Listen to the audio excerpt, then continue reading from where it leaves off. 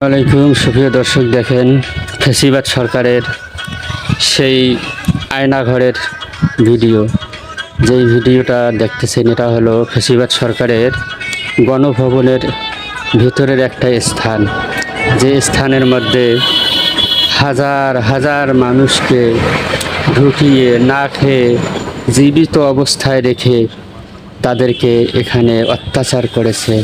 না জানি এই গুহার মধ্যে, এই গর্তের মধ্যে, ফ্যাসিবাদ সরকারের গর্তের মধ্যে কত মায়ের সন্তান কত আর্তনাদ করে, কত চিৎকার করে, কত কান্না করে হয়তোবা নিজের প্রাণকে বিলিয়ে দিয়েছেন। এই দৃশ্যটা দেখে যদি এই ফ্যাসিবাদ সরকারের অত্যাচারকে আপনি মন থেকে ঘৃণা করে থাকেন, তাহলে অবশ্যই বেশি বেশি করে ভিডিওটাকে শেয়ার করে দেবেন। দেখেন ভাই, দেখেন ফ্যাসিবাদ সরকার, আল্লাহ রাব্বুল আলামিন মানুষদেরকে ক্ষমতা দিয়ে তাদেরকে পরীক্ষা করে থাকেন। এই ফ্যাসিবাদ সরকার কত মায়ের কোল খালি করেছে। দেখেন মাথার খুলি, মানুষের হাড় কীভাবে পড়ে আছে।